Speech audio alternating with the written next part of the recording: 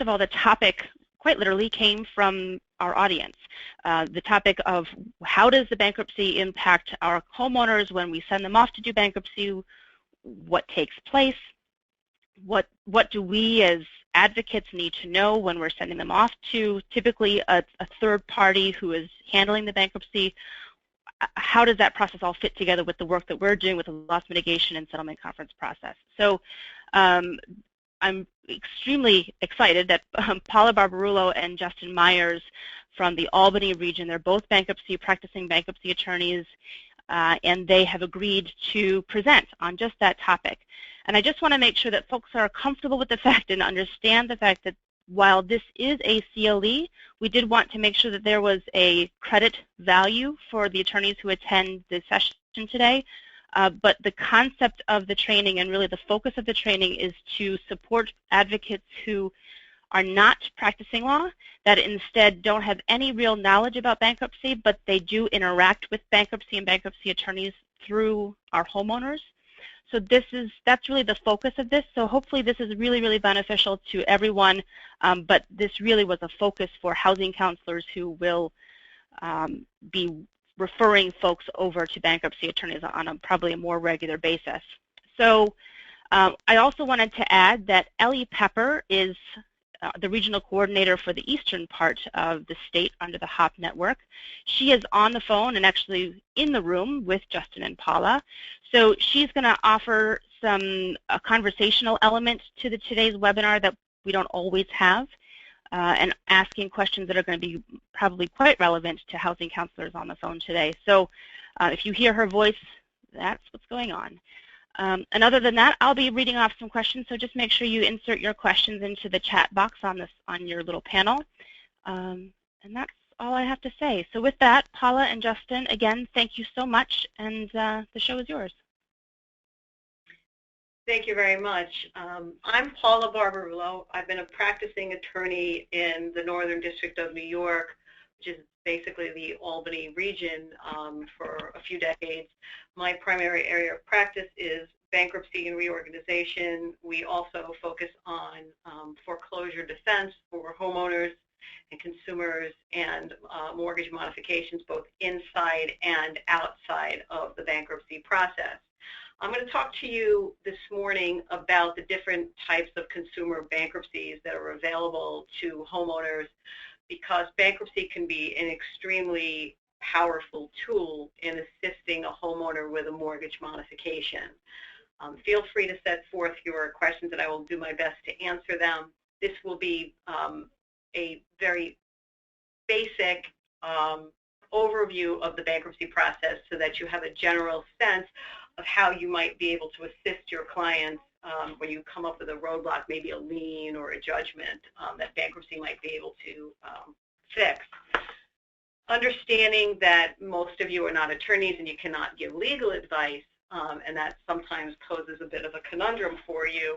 Understanding how the bankruptcy process works and how it might help your program and your applications, you'll still be able to suggest to your homeowners that they consult with a bankruptcy attorney, most of whom will give consultations at no charge to the homeowners.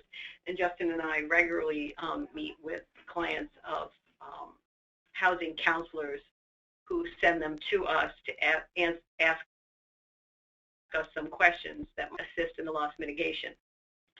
So with that, I'm going to go into an overview of the different types of chapters that are available. In your packet, there are two handouts.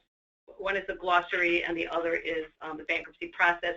Both of those documents have been adapted from the United States Bankruptcy Court website, an informational. We've altered them a little bit and tailored them to find information on the websites. There are 3 jurisdictions in New York that have loss mitigation processes within the actual bankruptcy programs. The Eastern District of New York, which is Long Island and Queens, the Southern District of New York, which is the city up through Poughkeepsie and Ulster, and the Northern District, which is where we are, so Ulster and up to Plattsburgh.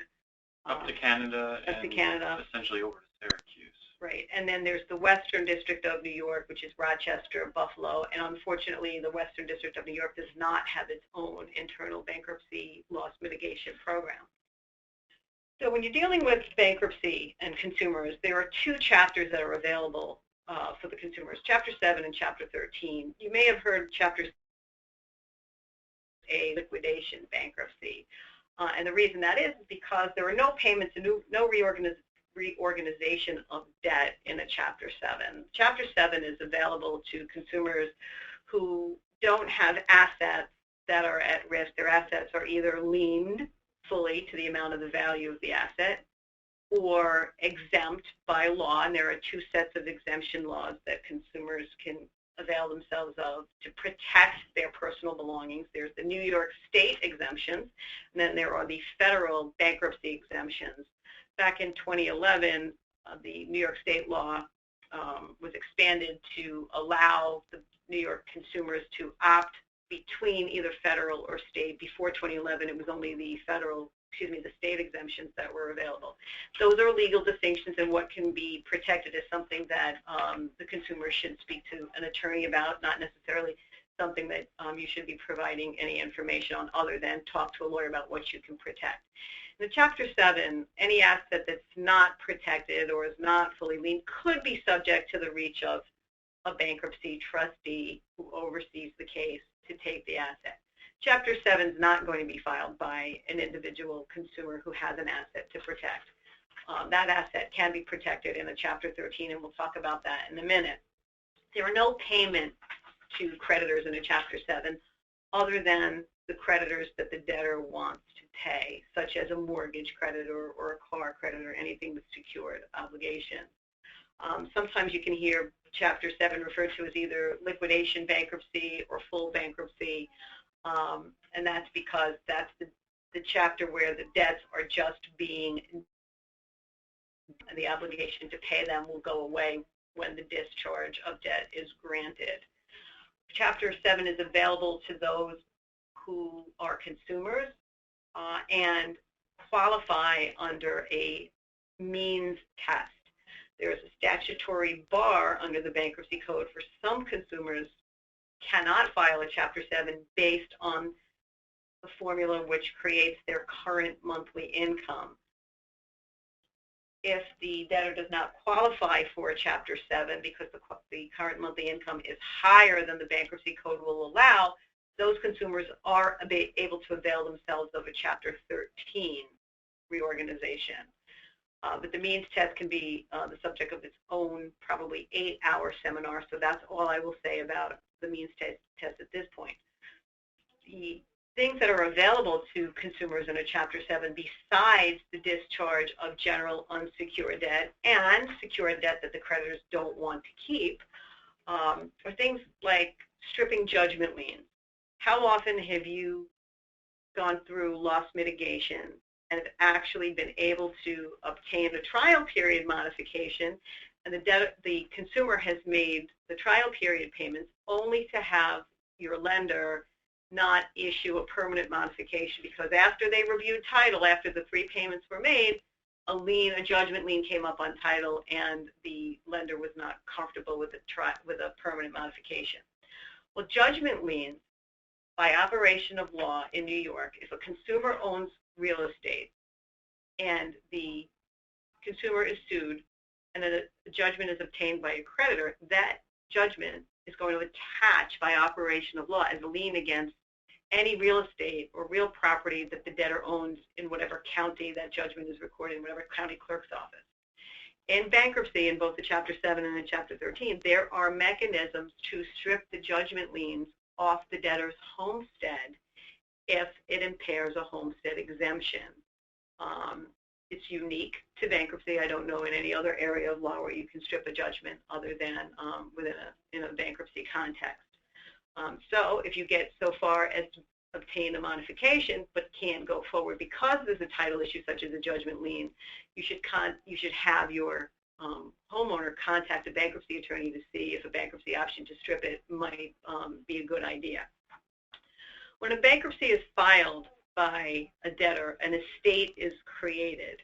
In a Chapter 7, all of the assets of the estate technically belong to a bankruptcy trustee.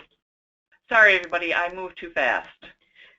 Yeah, we're going to talk about the automatic stay, which is really important as soon as we get through the fundamentals of the bankruptcy.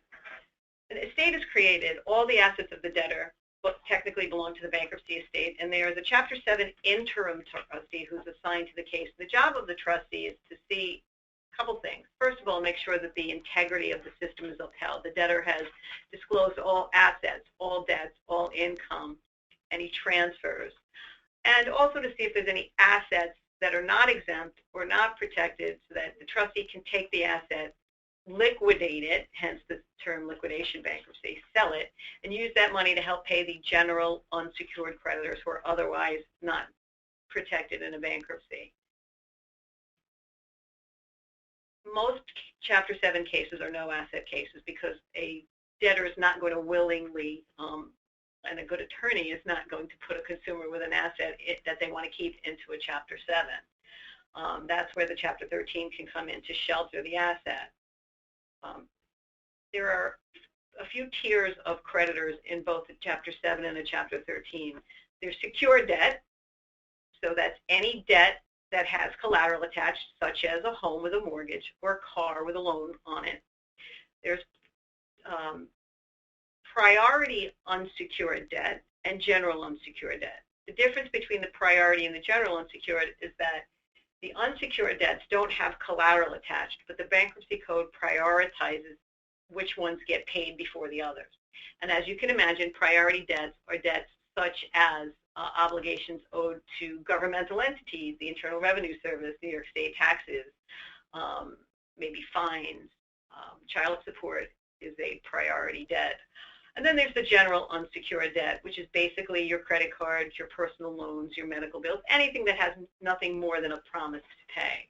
And those are the debts that get discharged in a bankruptcy.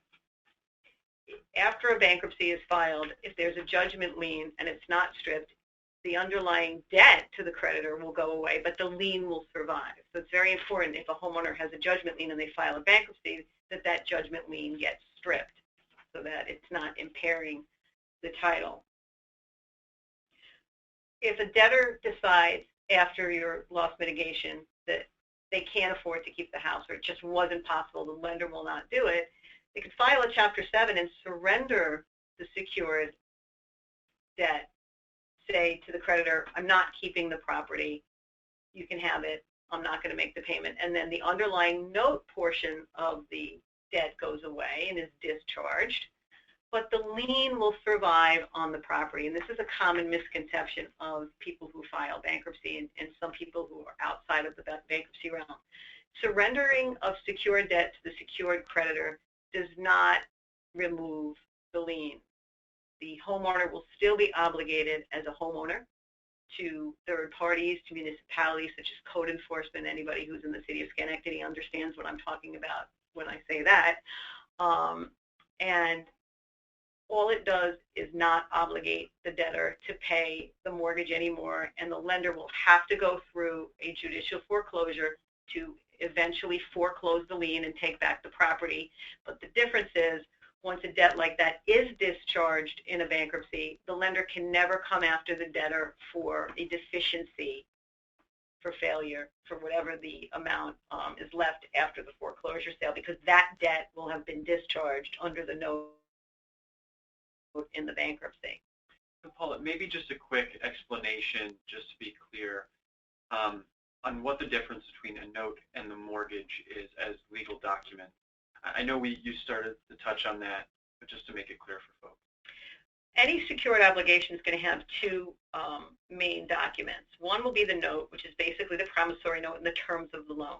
What makes the loan secured is, with a home, for example, would be the mortgage. The mortgage ties the note to the property, and the mortgage attaches as a lien against the property. Same thing with a car loan. There'll be a note, and then there'll be a security interest or security agreement which attaches the loan to the collateral. So that's the difference. The notes are just the promises to pay. It's the liens that attach and make them secured. So the security and the lien remain even after bankruptcy discharge. If the consumer if you are able to obtain a modification for a homeowner, or if the homeowner is not in default and they file a Chapter 7, they want to keep the property, they can do what's called reaffirm the debt. Reaffirmation is available to consumers who have secured obligations that they want to keep. They want to keep the collateral, they want to keep paying the loan, so they reaffirm the debt. That, in essence, takes the loan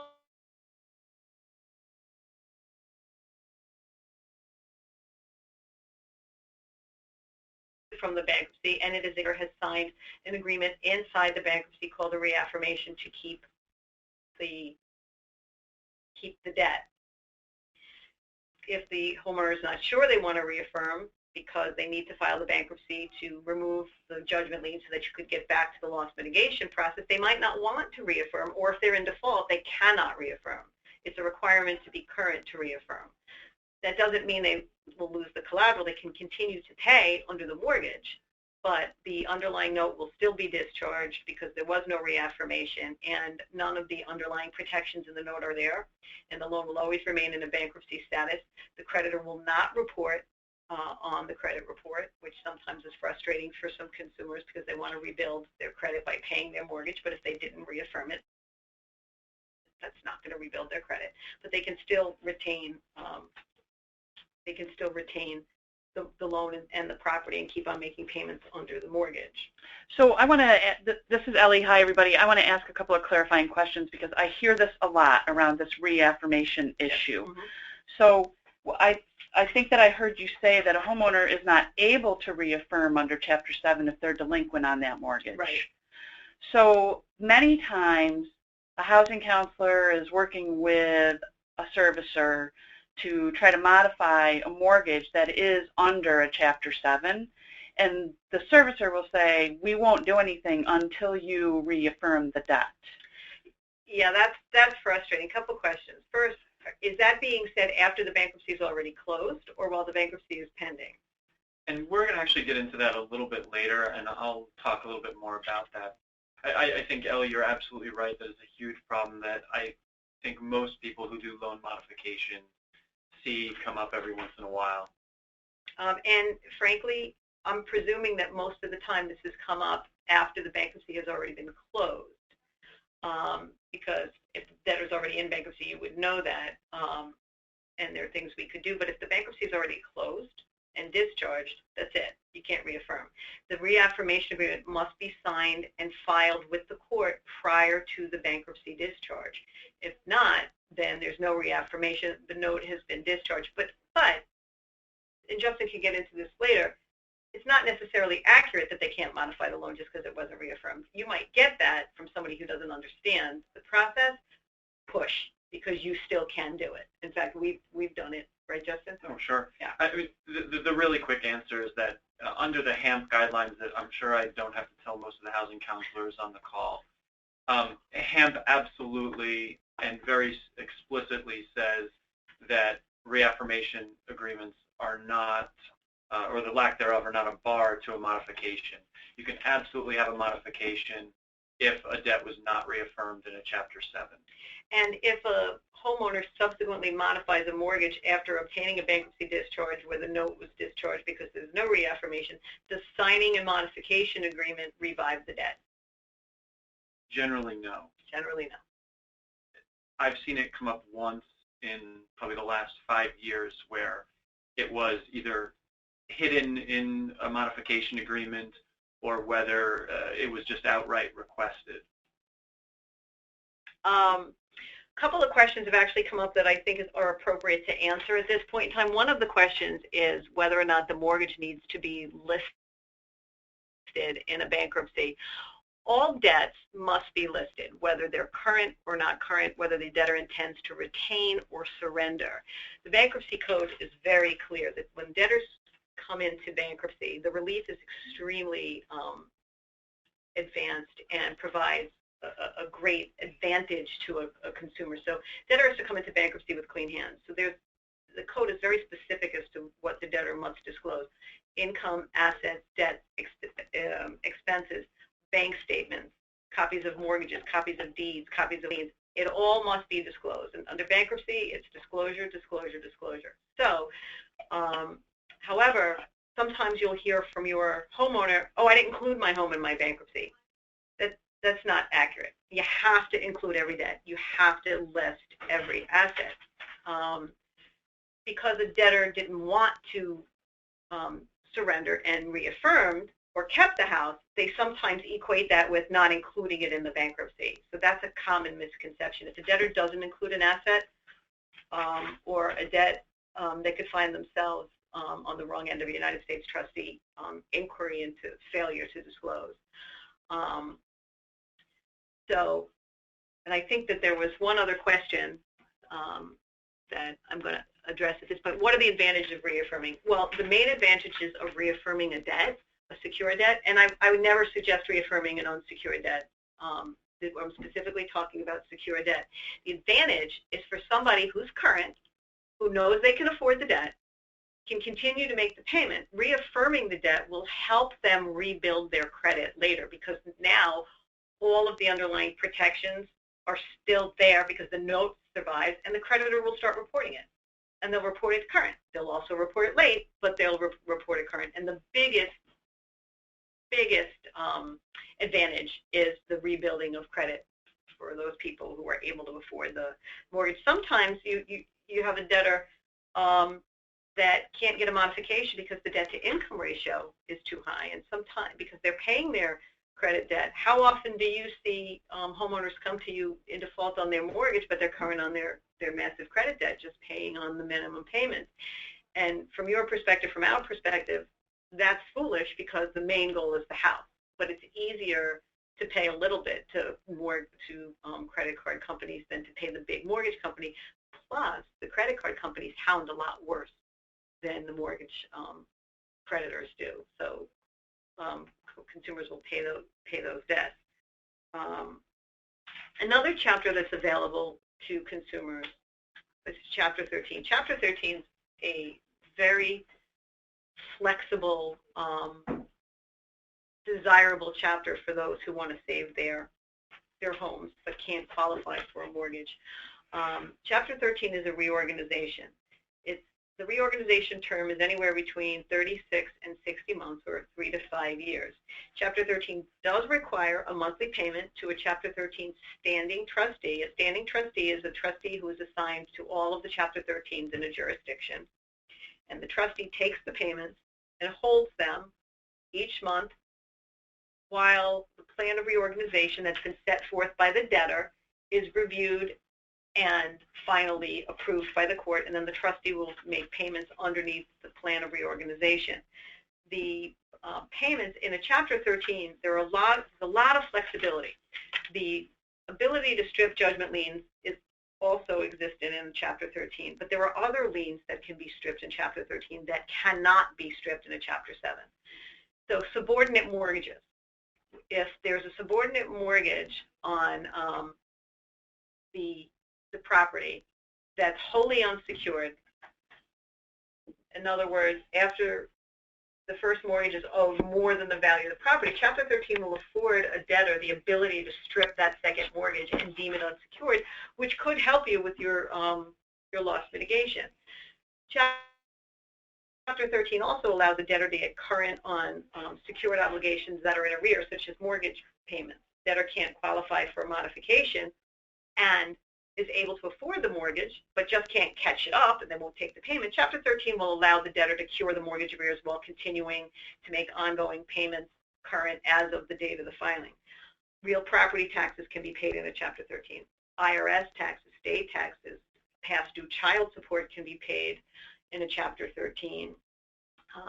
There is also the ability to do something called a cramdown in a Chapter 13, which is specifically taking the lien on some personal property and paying only the value as opposed to what's owed, cramming down the loan. So for example, debtor owns a vehicle worth $10,000, but they're upside down and they owe $20,000. As long as the requirements under the code are met, the debtor can pay $10,000 at prevailing interest through a plan and take that other $10,000 that's still remaining and deem it general unsecured and put it in the pool of unsecured creditors, who could potentially receive zero distribution. It could be a 0% plan. It could be a 100% plan to the unsecured creditors. Depends on the facts and circumstances of each case. Let's see. I'm gonna very quickly go over the automatic stay, and then I'm going to turn this over to Justin because I think you're going to have a lot of questions related to the loss mitigation. The most fundamental protection that debtors get from filing a bankruptcy is under Title 11, Section 362, which is the automatic stay. It is the only automatic I am aware of in any area of law where a stay is filed with the court. The stay kicks in, and if there's a foreclosure sale at 10 and I file a bankruptcy at 9:59, that foreclosure sale is stayed just by virtue of the filing of the bankruptcy.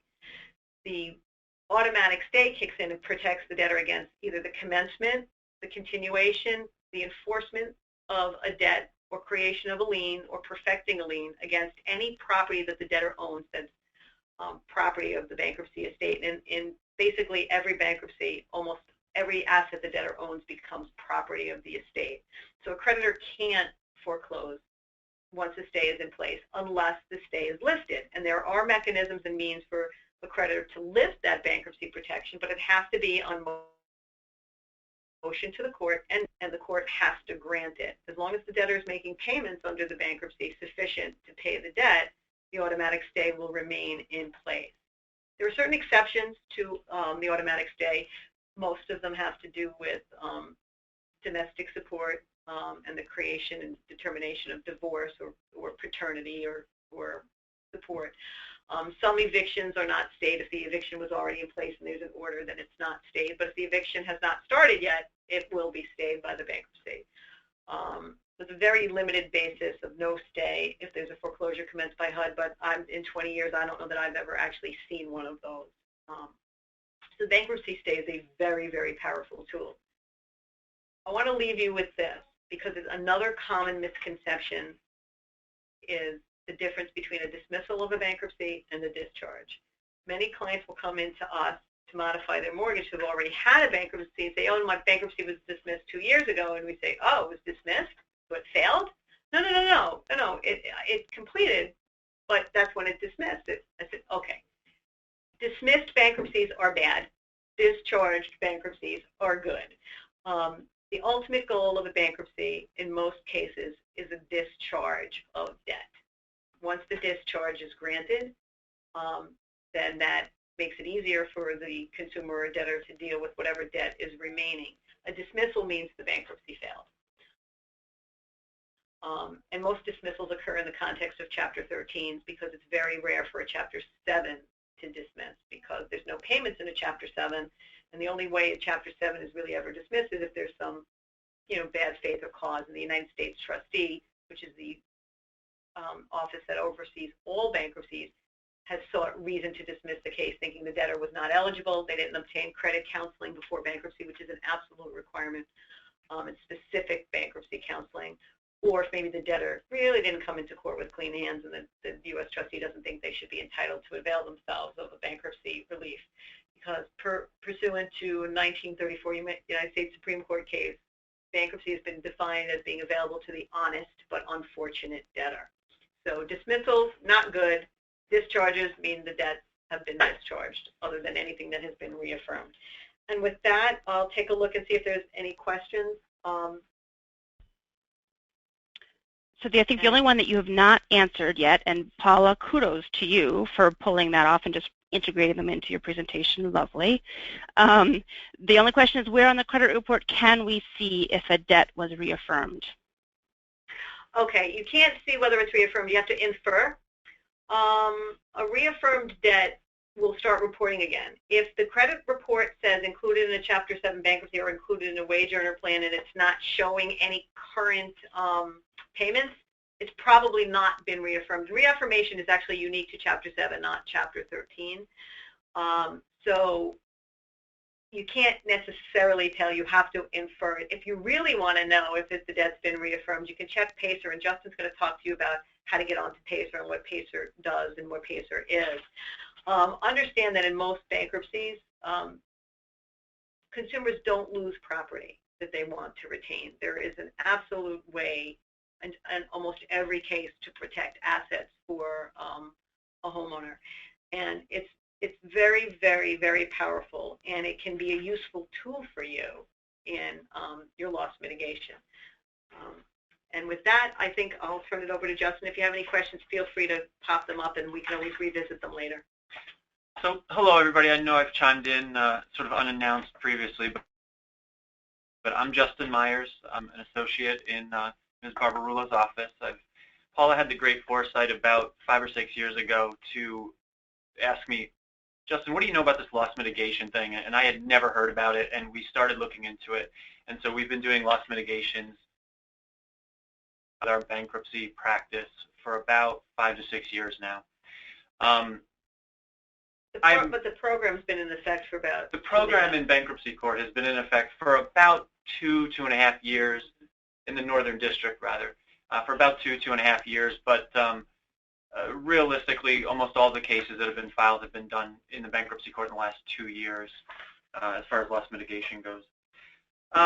So you've heard a lot about bankruptcy, and now I'm going to kind of bring all those terms that Paula was talking about and hopefully sort of make sense in the context of your loss mitigation applications. And as just to reaffirm what Paula said, it's important that you have a general idea of what your borrower may have participated in the bankruptcy world, because you need to know primarily for budgetary purposes. When you're putting together your RMAs and your financial applications, it's really helpful when you're filling out monthly expenses to know the effect that bankruptcy has on your modification application. So Paula mentioned reaffirmation agreements, cramdowns, stripping judgment liens, stripping possible second mortgages. All of those things are going to determine what you have to put on your budget, and they're also going to determine what you really need to go to the mat and fight for, if your client is denied a modification later on, but you know that those things were dealt with in the bankruptcy. So it helps you on your, subsequent appeals that, all of us undoubtedly face at some point. So when your when your client has come to you and they've previously filed a bankruptcy, you certainly need to find out first and foremost what chapter they filed. Like I said, so you can tell what debt is remaining. What debt remains in a Chapter 7, you can be fairly confident that it's only going to be, if any, the secured debt and the priority debt that Paula mentioned earlier. So that's things like mortgages, car payments, taxes. Those are the three major kinds, I think, of debt that you're typically going to see. If it's a Chapter 13, it might be a little bit broader depending on what they paid off, but still it's going to be those three categories of debt. But every once in a while you see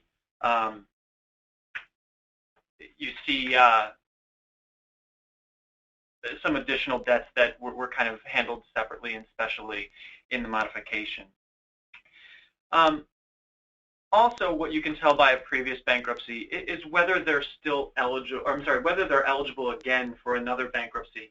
And maybe that changes sort of your strategy, because if you're banking on new judgment liens needing to be removed, then maybe or maybe not bankruptcy is available to them.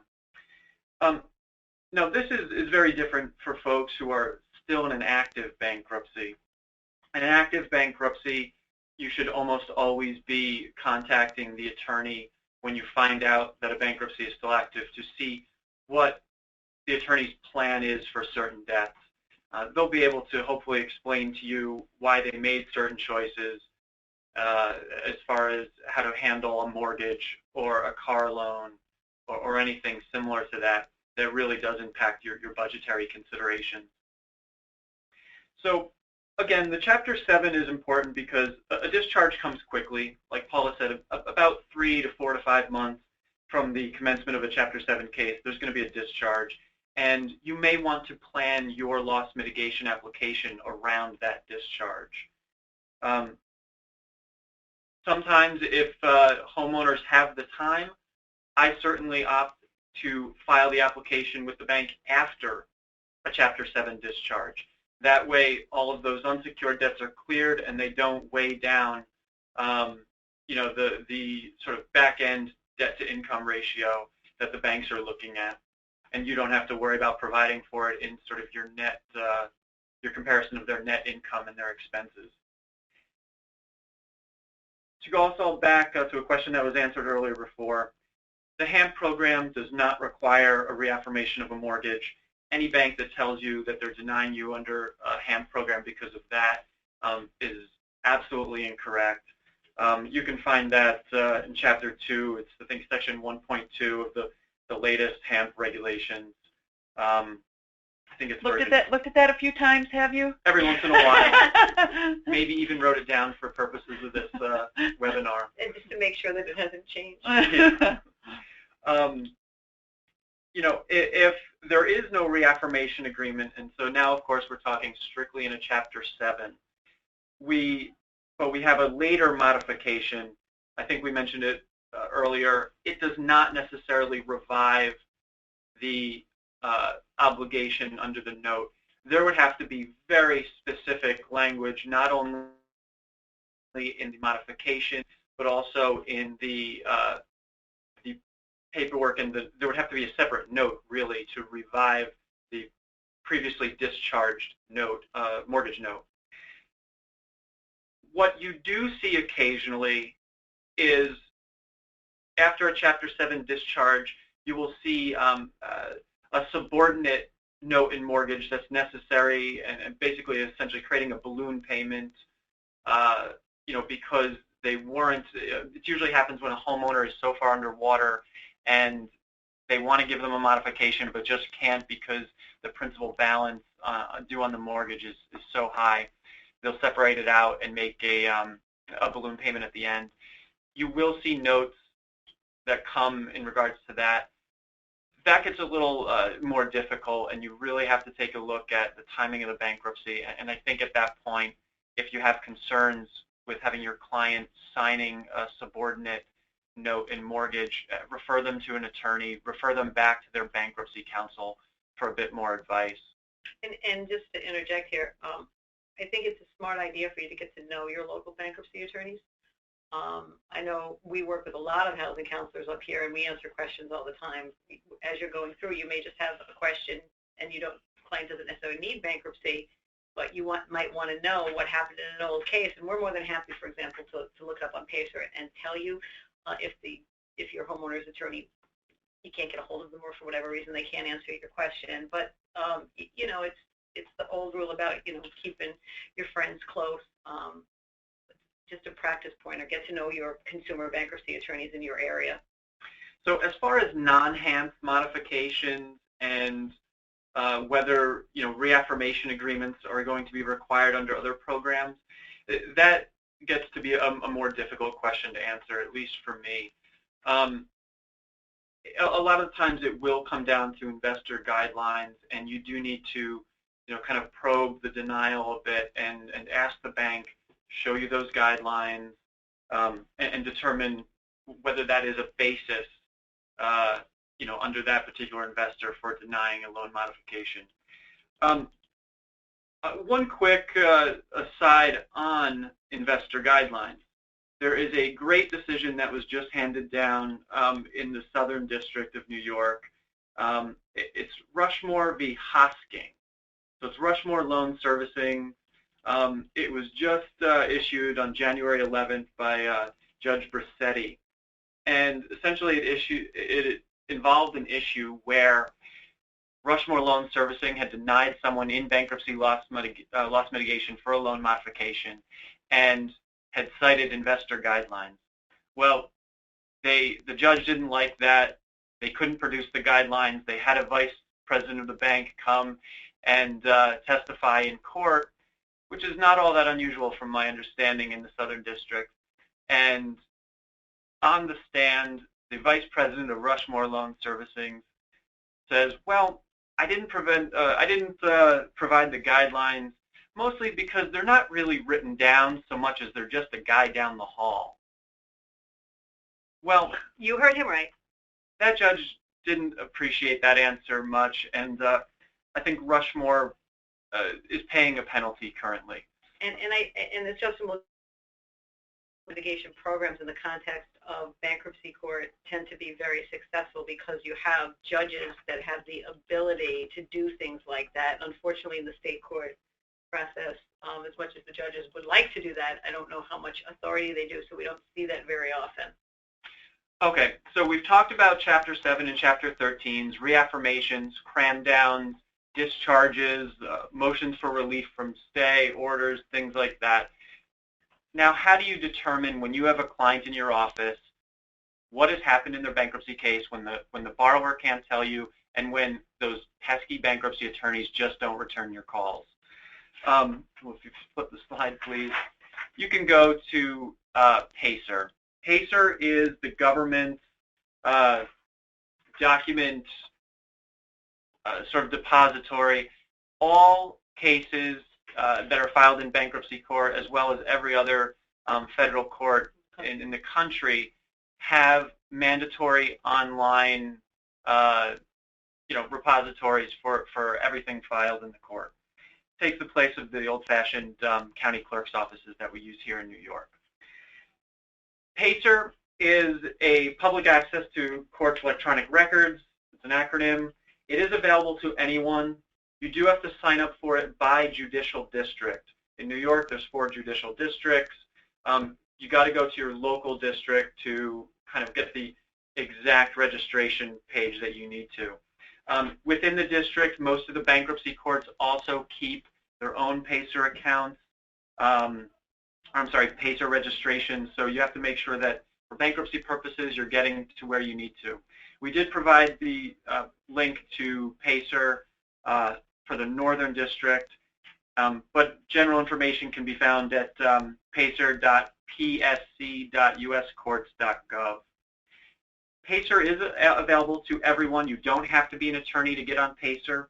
They do charge a fee. It's 10 cents per page to view, whether or not you print, but to view. You can print, you can save, but it's 10 cents per page. Yep, there's no cost for the registration, but you do get billed whenever you start looking at documents.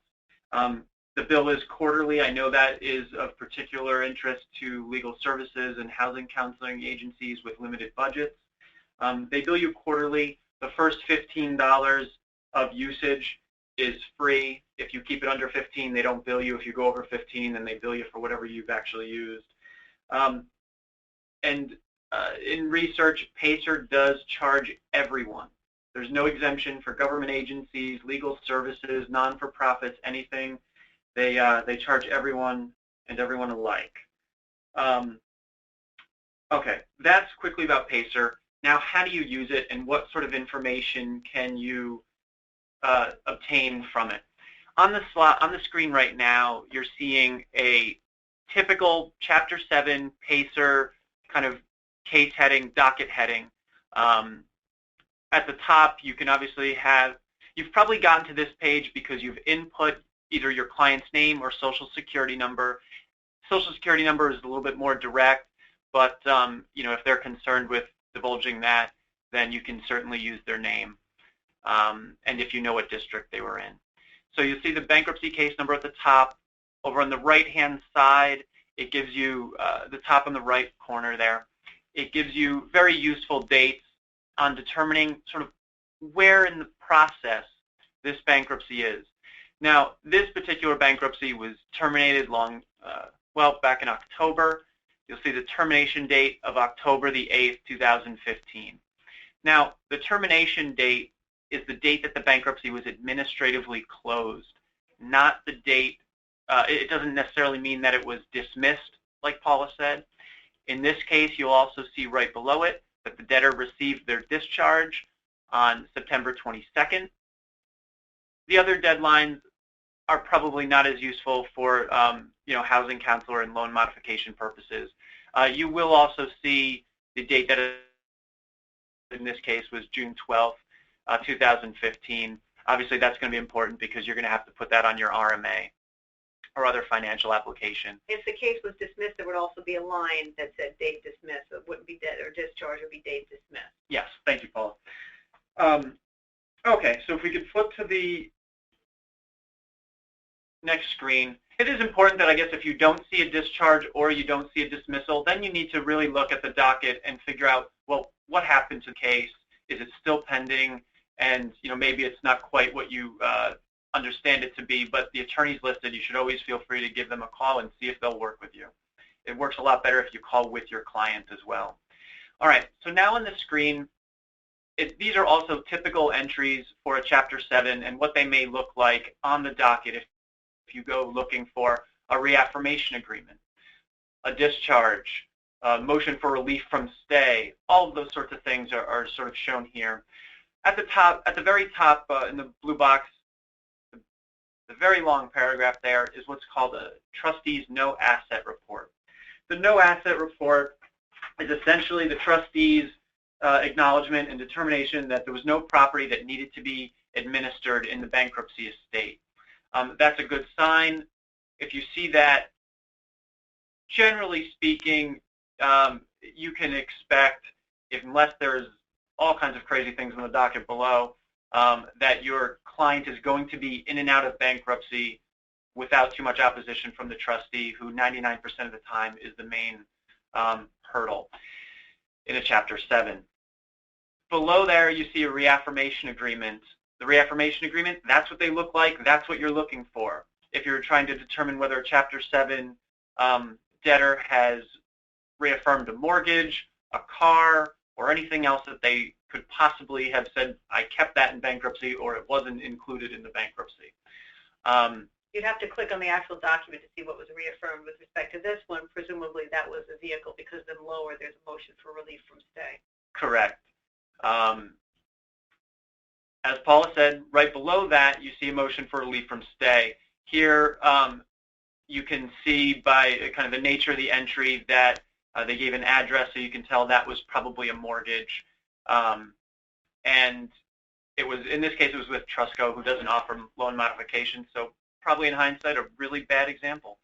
And we'll accept that in this instance, the debtor probably surrendered the property. Otherwise, if the debtor wanted to keep that property, this would be a Chapter 13 to cure the arrears and get on track, because, like Justin said, Trustco doesn't play. Right. They're a local bank for folks who are out of the area and just do not offer many, if any, loan modification opportunities. All right, and then finally at the bottom, you see an order discharging debtor. That's the main goal of what you're looking for here if you investigate a Chapter 7 on PACER. Did they get their discharge? Along with the reaffirmation agreement, it helps you place, for budgetary purposes, debt that may still exist. Okay, so if we flip the screen again, we'll move on very quickly here as our time is waning.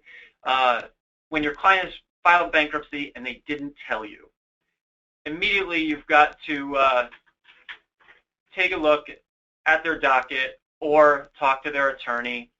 Some common things that come up as far as loss mitigation procedures go. The automatic stay does not affect a pending loss mitigation review. Now, it should not affect. Sometimes banks get it wrong. My advice is, if you know your client, or you find out that your client unexpectedly filed a bankruptcy, give the bank a call a week to 10 days after the bankruptcy was filed to find out and make sure that their review is still continuing. If they're under the misconception that they cannot continue their review, you really need to contact the bankruptcy counsel immediately and make sure that they're aware, one, that you're pursuing loss mitigation for their client, and two, that the bank has stopped pursuing it because of what they've done, and find out what the attorney has to say about that. Maybe it's part of the strategy, maybe the borrowers have changed their mind, but either way, that's information that you'll want to know. So this question may be in the question box. I haven't seen it yet, but I do know that there's been situations where housing counselors have reported that not only will they not continue the loss mitigation, but they won't talk to the housing counselor anymore because now it's in active litigation. So that is a very good possibility that a lot of banks will do that. banks, from their own attorneys, receive all sorts of recommendations and guidelines of their own. So yeah, the housing counselor may quickly find themselves, kind of stonewalled by the bank. I do think that it's even more important in those cases where they contact the attorney and it's really a simple letter that usually, an authorization from the bankruptcy counsel can be one line, says, please continue to review my client's application for loan modification, send it to the bank, and that's usually it. Substitution of documents, HAMP guidelines, as well as I believe Fannie and Freddie also allow for substitution of documents for applications. They allow it. I've never seen it actually work. My advice is don't try to get cute and rely on bankruptcy petitions for budgetary assets or really any RMA type information. Most of the time the bankruptcy counsels are not that familiar and are not planning with a loan modification in mind. All right. So I'm going to interrupt and there's a couple of questions that I think we want to get answered before our time is up. Let's see. So Becky, I'm sorry, I'm kind of horning in on you're asking these questions. But so one of the questions is related to whether or not in a Chapter 7 bankruptcy, let's see, signing a loan mod doesn't reaffirm the debt, but that you have to look at the terms of the modification carefully, but have also heard that signing the modification is an agreement to pay, a contractual agreement, and thereby makes the homeowner liable for the debt. Can you provide any clarification? I'll speak to the first part of it. Signing a loan modification doesn't reaffirm a debt. Reaffirmation is a very specific incident that's defined under the Bankruptcy Code. Reaffirmation of a debt is a specific agreement. There's actually an official form for it that is signed and filed with the court. So signing a loan modification has nothing to do with reaffirmation. Yeah, I absolutely agree with that. The second part of the question is that it's an argument that signing it is an agreement. It's a contractual agreement to pay. That's a very good practice pointer, and something that if you know your client is going to be filing bankruptcy, that you need to talk to the filing attorney about, or make sure that your borrower does, is if they're filing a Chapter 7, you may consider what's called assume the trial loan modification. Consider that a contract and ask your client to discuss with his attorney assumption of that agreement. That also keeps a loan modification sort of in place and from being disrupted when a bankruptcy sort of intervenes in the middle.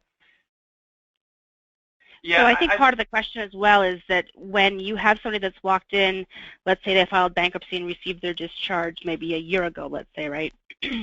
And they've been trying to get back on track. Let's say they filed a Chapter 7, but now they're trying to save their home after the fact, which can happen, right? Folks change their mind.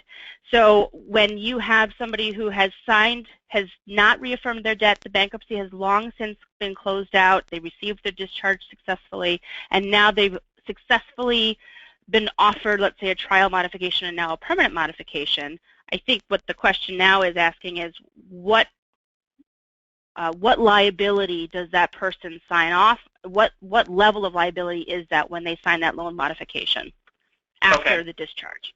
I mean, obviously, it's going to be a very case-specific, answer.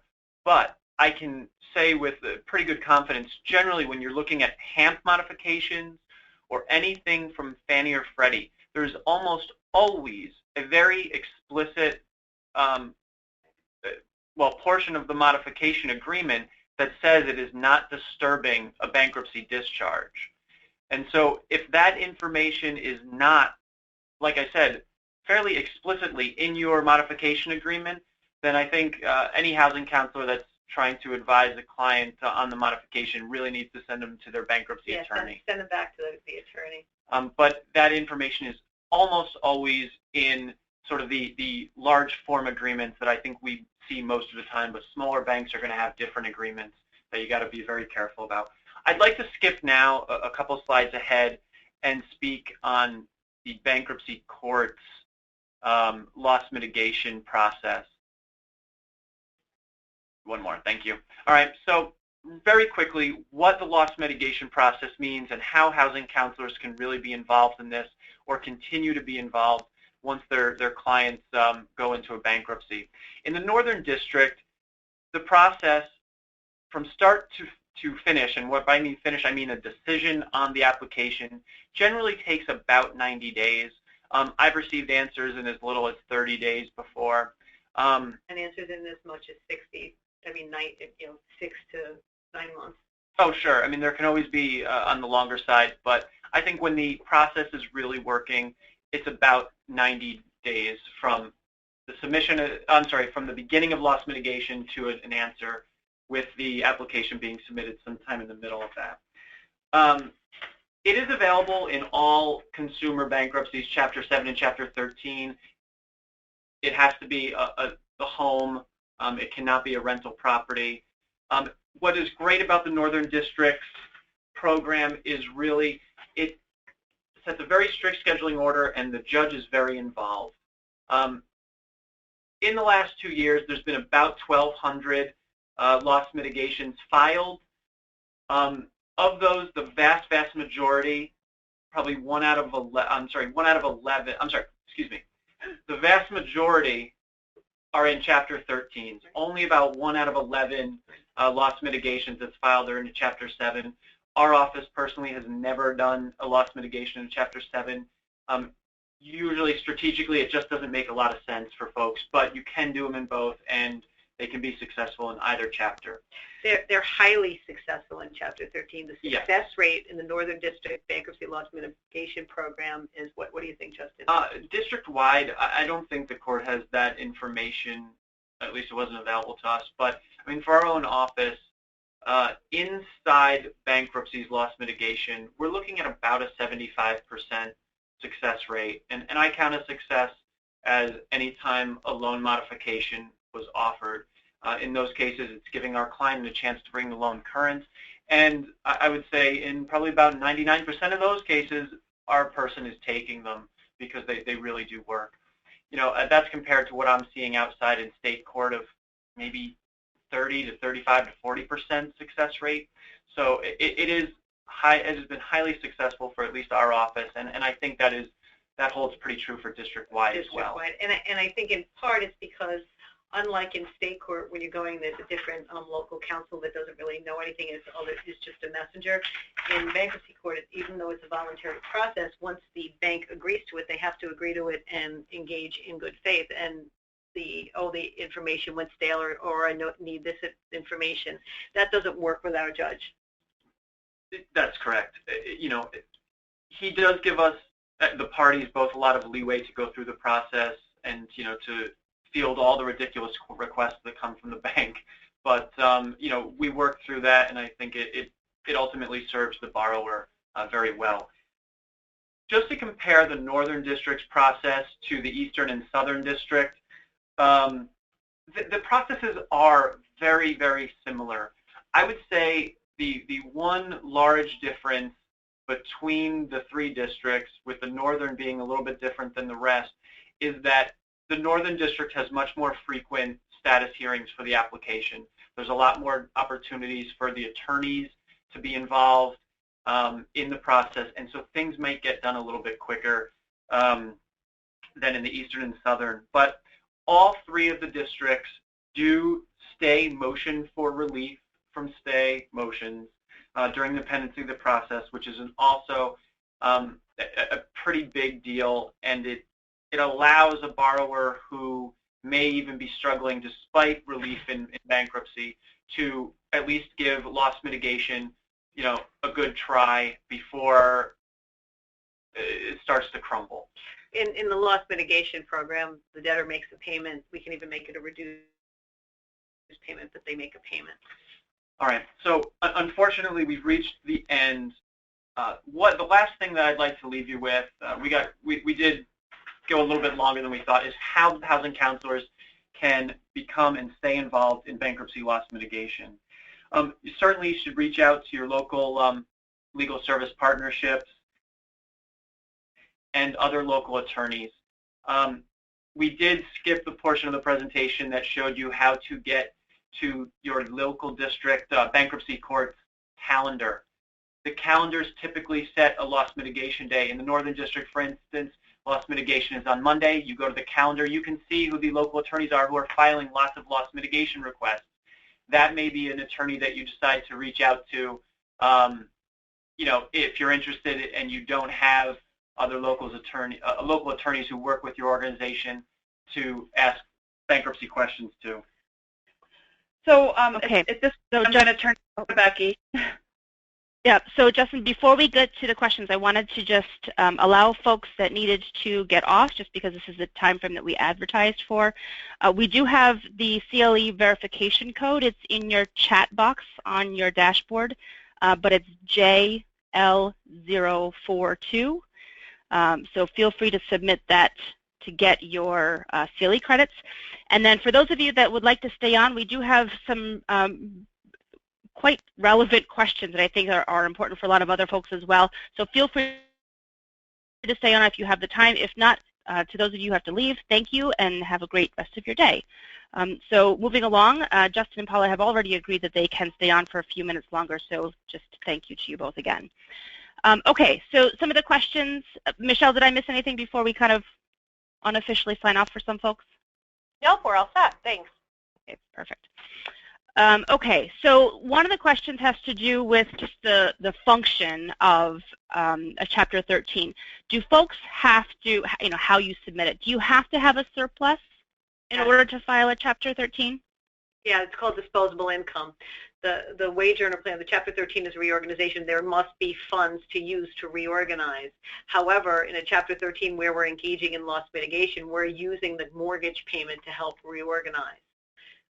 It's a specialized way to do things. But if the client's mortgage payment is $1,500, but they can't afford it, and we figure out that 31% is really $1,200, then we'll make the mortgage payment somewhere thereabouts, and we'll have the trustee hold a certain amount each month while we engage in loss mitigation. What bankruptcy, and particularly Chapter 13, allows us to do in the short-term basis of a Chapter 13 is create a lot of sort of legal fiction.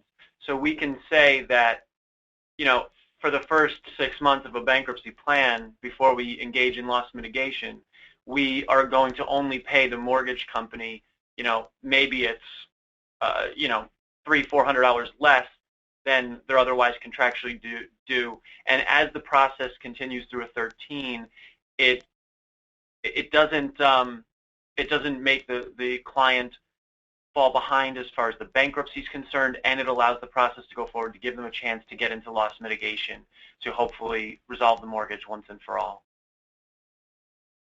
Okay. So let's move along. So the next question, there's sort of two parts to it, I think, in terms of how you would answer it. So let's say you file a bankruptcy, right, and you have property taxes and forced place insurance, or even just, let's say it's forced place insurance specifically, that once you have filed it, you've included it in your Chapter 13 plan, right, and you have now accrued additional taxes. Actually, let's put this into a Chapter 7. I think that probably makes the most sense for the question. You're discharging these debts and the note, right, the obligation, but property taxes and forced place insurance. So how are those debts dealt with? Well, that's the bank's prerogative. The bank is continuing to pay the taxes and the insurance to protect its investment. That's on the bank's dime. It's not collectible. All that can be done is just added to the payoff reinstatement and the amount for the bid of the foreclosure sale. Once the debt is discharged, the note is no longer available. The creditor can't collect in personam. All they could do is collect in rem, and the difference is in personam is against the person, and in rem is against the property. So property taxes can continue to accrue, and even if they're not paid by the mortgage company, the taxing authority can do the same thing it did, regardless of whether it was a bankruptcy, and is foreclose on the property, because that's an in rem proceeding. But any debt that the creditor, any debt that arises after bankruptcy discharge because the creditor has set forth or paid some amounts to preserve its investment, that's the creditor's obligation. So what if it isn't? So I'll just kind of, if it wasn't reaffirmed. No. What if it isn't something that the bank is paying? It's just the homeowner still is required to pay the municipality the taxes that they owe. Well, then the only thing the municipality can do is an in rem tax foreclosure. no, I think that the difference here is whether the mortgage company was always escrowing the taxes or whether it was being paid by the borrower outside. What is, in the first case, the bank's paying the taxes. It's part of the debt that they've discharged, like Paula said. It's included in the discharge debt, and the bank pays it at their own peril. Okay? When you're talking about forced-placed insurance, that's always going to be in the mortgage anyway. So that's gone as well. There's no extra charges. I mean, when you're talking about taxes outside, I think just to clarify what Paula was also saying, if someone was paying the taxes directly to the municipality, they get their mortgage discharged, they plan on giving up the house, well, then those taxes are only against the land. They're not against the person. If they have to pay them if they want to stay in the house, and ultimately if they want to try to get their mortgage modified. But if they don't pay them, there's nothing the municipality can do as to the person. Right. That's state law. Real property taxes are primary even to the mortgage. So if the lender wants to foreclose, they have to pay them. If the homeowner doesn't pay them, the only right that the municipality has is something called in rem, which is as against the property. They can foreclose the tax lien and take the property back. They cannot seek contribution from the person. And that's under state law, regardless of whether. But again, they can foreclose on Absolutely. on the house. Yes. Okay. Yes. Right. So clearly the distinction for folks in the audience is that those that are accrued through the bank, that they have taken on that obligation essentially, that's a different kind of a debt. But for the homeowner, at the end of the day, it's off of their plate essentially. Yes. Yes. Okay. Okay, so let's move on to another question, yeah? Yeah. So what happens if a debt was included in the bankruptcy at Chapter 7, but the creditor apparently didn't get the memo and they're still trying to collect on that debt? That's a violation. And that it was discharged, let's say, and it was discharged, well, even if you just filed, I suppose, too. And it wasn't reaffirmed.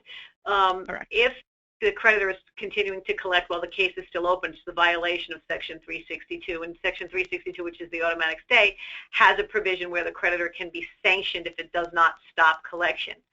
Post-discharge, the post-discharge injunction under Section 524 kicks in, and there also can be sanctions. That's not something the creditor should do. Very rarely do you see it happen. It could just be a mistake, and once we notify them, they tend to go away.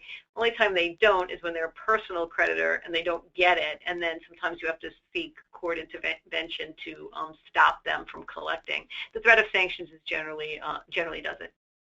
So what would you suggest a housing counselor who has a homeowner like that do? Well, but it depends on what type of debt. Just continuing with the foreclosure is not an attempt to collect a debt. If they were trying a deficiency after the foreclosure, that's an attempt to collect a debt. What I would always do is have the homeowner go back to their original attorney, because the original attorney is going to be the one that sends out the letter or makes contact with the collect. And just as an aside, if there was a debt that was not scheduled, in other words, not listed because the homeowner forgot, or maybe it was an old medical bill or something and it came up later and now it's in collection, even if it wasn't listed, as long as it's a debt that was not otherwise obtained through any type of fraudulent circumstances, then the charge, you just go back to the attorney, and the attorney will, we have what we call an omitted creditor letter, and we let the creditor know there was a bankruptcy, here's the information, your debt's covered unless you believe it's under some sort of exclusion, and we'll explain this exclusion, but basically obtained by fraud, and they don't want to tell us because they don't want the creditor to come into the bankruptcy and allege fraud. That debt's not going to be covered by the discharge if it wasn't listed. But regular debts, which most people have, if they forget, it's still covered by the discharge. And by and large, most unsecured creditors are very good. Once they receive one letter or even are told over the phone that you filed a bankruptcy, you give them a case number, they typically go away. I mean, the few that don't, those are the ones that are going to be problematic and probably need to be referred to the attorney anyway to address. But the first step, I think, and the simplest thing is always have the borrower with their case number tell whoever's calling that they filed.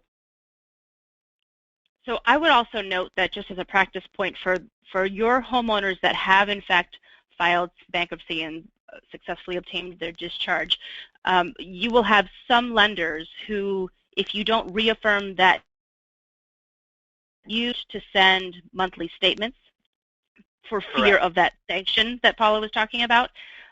Occasionally, some of the banks will send a statement, but it's very clearly, essentially, this is an option to pay. We are not collecting a debt. This does not violate bankruptcy court rules, blah, blah, blah. So sometimes you can kind of infer that there was a bankruptcy by some of those statements.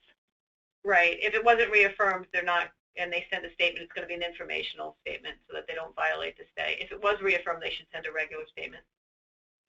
Right. Okay, so there's some more questions here. Again, thank you for staying on for these. Let's start with, are cases required to be returned to settlement conference after a bankruptcy is discharged? I'm assuming. Not necessarily. Yeah, okay, not necessarily, but it depends. Really, all the bankruptcy does is act as a big pause button. So if the settlement conference was already concluded prior to a bankruptcy, then they don't have to go back. Their state court requirement is complete. If it was still pending in the settlement conference phase in state court, then yes, it has to return. But if the fact that you do a loan modification or attempt a loan modification in bankruptcy court does not satisfy the requirement that the bank in a foreclosure has to meet, which is holding a settlement conference in state court. It does not relieve them of that burden. Okay. So I'm going to go back to a minute about the statement of banks sending statements post-discharge. So according to the CFPB ruling, the question is, aren't the banks required to send a statement according to the CFPB ruling? And if you're not familiar, then let me know. Required to send a statement, yeah, but what does it have on it? To not violate 362 in the Bankruptcy Code and 524, which is the permanent injunction or stay, right? I mean, it's very limited information that can be supplied. So, I mean, we're really splitting hairs. Do they want a piece of paper that says Wells Fargo at top? Fine, they'll get it, but not much else. They may get it, they may not. It depends. A lot of these loans go into bankruptcy status to protect the lender from not violating the stay. And what you're talking about, bankruptcy counselors are going to be careful. There's not going to be a total balance due. There's certainly not going to be a monthly payment due. You may just see what payment has been received, but the information that is going to appear on any of those statements is going to be limited nonetheless. Yeah. We can address that question, Patricia, later if you would like to get into a little bit more detail on that. So let's move along again. So the next question, it also goes back to the reaffirmation. So there's some clarification questions. So I understand that signing a modification after bankruptcy is not reaffirming the debt per the bankruptcy, right, which is separate, but is the borrower liable again for the debt after signing the modification agreement? Yeah, I think we addressed this earlier. Almost never, but you do have to take a look at the specific modification agreement. The HAMP modification form, Fannie Mae, they all contain paragraphs that explicitly avoid that conflict. They do not reaffirm or, what's the word I'm looking for? They do not revive the debt. A couple more questions, because unfortunately I have a client that I'm told is at my office. Okay. So we can go through a couple more questions. Yep. So let's see. So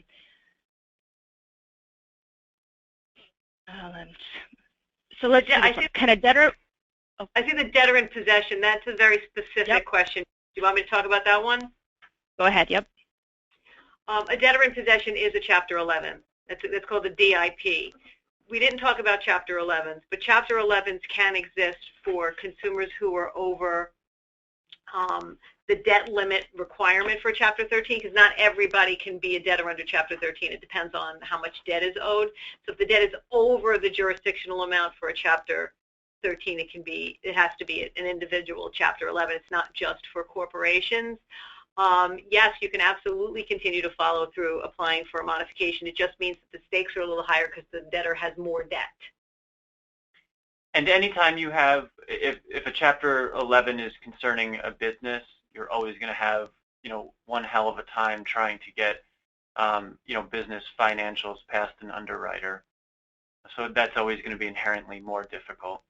But I'm presuming that this is a debtor who is an individual if they're the debtor in possession, and it's not, because if it's the corporation that's in a Chapter 11, then it doesn't affect you. You can still do whatever you want for the homeowner itself.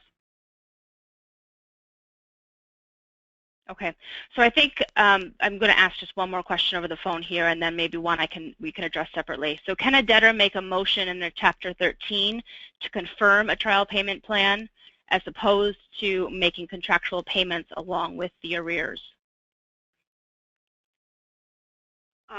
In our court, all right, so the question, we'll try to answer it, I think, what they were talking about. So if a trial plan is offered and they're in a Chapter 13 bankruptcy, my advice to my clients is, if they're looking to take the modification, yes, make the trial payment plan, and you can presume that the bank is not going to submit a motion for relief from stay because the payments are different, and the bankruptcy court in this cases does not otherwise monitor what payments are being made to the mortgage company. They don't concern themselves with that. Secured creditors are sort of on their own. If they want to complain, they need to complain to the court. And practically, they won't if there's a trial plan.